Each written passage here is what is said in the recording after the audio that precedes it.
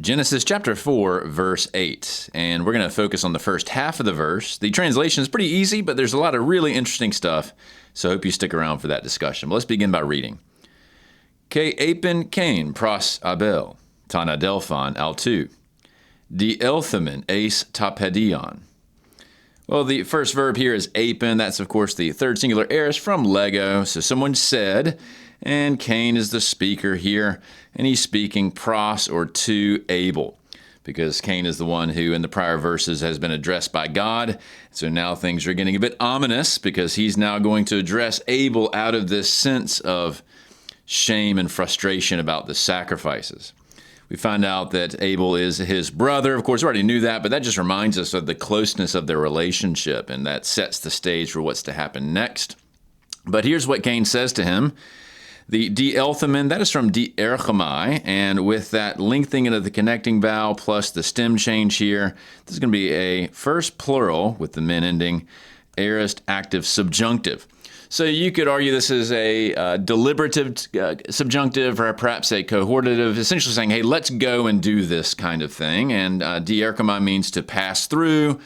You could even argue in this case is something to the effect of let's go out together towards something, and they're going to go eis to tapedion. Pedion means a field, like agriculturally speaking. So he says, hey, let's go out to the field. So the translation here is actually pretty straightforward. We'll get to the second half of the verse in the next video, but if you want to stick around, I have a few very interesting observations to make about this last bit, the di-elthamen eis tapedion. As I just translated, the Septuagint says, and Cain said to Abel his brother, let us pass through, or let's go out to the field. That's straightforward enough. But if you look at the Masoretic text, that is the Hebrew from, call it roughly 1000 AD, that is the basis of our modern translations, you'll see something like this. And Cain said to Abel his brother, period. That's it. There is a second half of the verse, but it just says, Vayomer Cain el Hebel achiv, which is his brother. You don't have, let us pass out or go out through to the field. It's really interesting, so we need to dig into that. But if you look at like the Vulgate, which is also derived from the Hebrew, whatever it was at that particular time by Jerome and his associates, it says, Cain said to his Abel, his brother, and then you have this phrase here, which basically means let's go outside. So you have something there about what Cain actually says. In other words, the Masoretic just has Cain said to Abel, his brother, but doesn't actually give us the recorded speech of what he says. The Septuagint and the Vulgate, and as we'll see here in a second, others do have some sort of phrase. So let's take a look at what some English translations do with this issue where the Masoretic and the Septuagint don't agree really at all. They have this massive difference in the content of what Cain says or does not say to Abel. Let's start with the Christian Standard Bible, just to pick one out of a hat. And the CSB is a translation that's going to try to stay pretty close to the underlying text. And, no translation is technically word for word, but it's going to be fairly strict in its translation. So we look at verse 8. Here's what they say. And keep in mind that the Christian Standard Bible, as with pretty much every modern translation, is based on the Masoretic text. But what does it say here for verse 8? Cain said to his brother Abel, so far so good. But notice you have the quotation, let's go out to the field.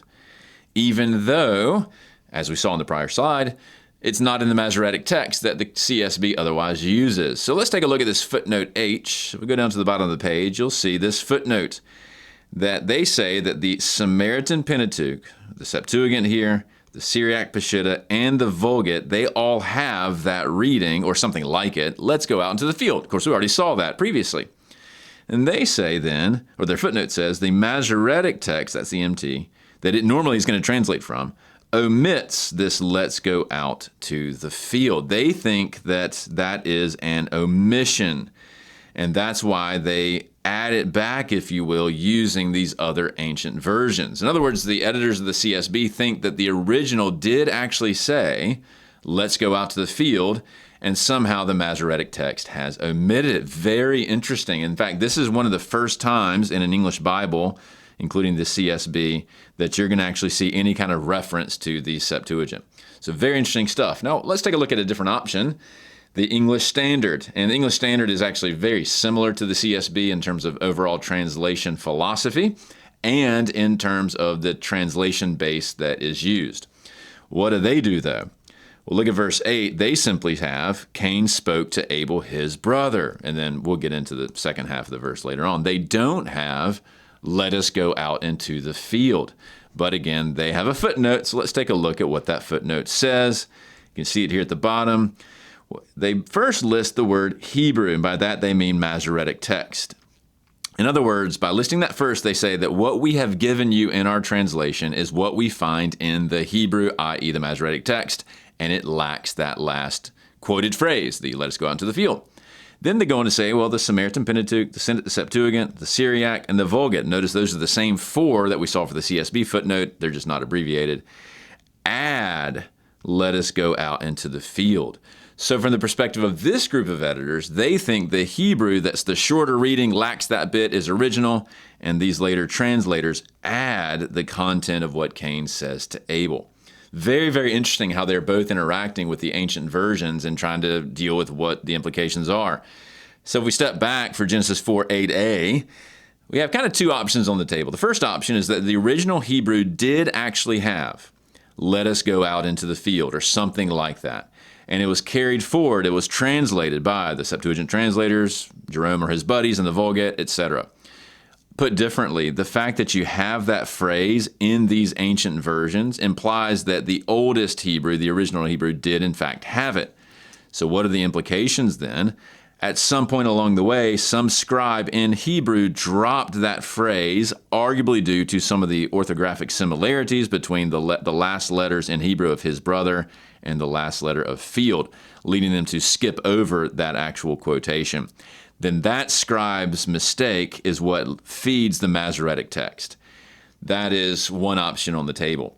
And so if you believe that option, then you would put this let us go out into the field in the text of your English Bible because you think that perhaps the Masoretic text has accidentally omitted it or a scribe prior to it.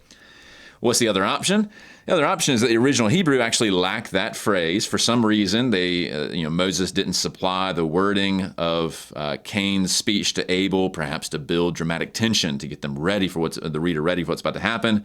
And then a later translator, or perhaps a later Hebrew scribe, adds it in perhaps for clarification, something like that. And that's going to lead to the Septuagint, Vulgate, etc.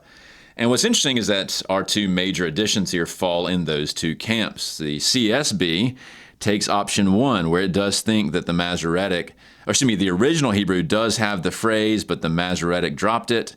The ESV takes the other option. It thinks that the original Hebrew was shorter, and later translators like the Septuagint added it back in, and so they don't put it in the text. That would be, but both, in other words, are trying to stick to a basic principle as we are going to translate the original Hebrew, but they have a different way of approaching the Septuagint evidence. That's the main point.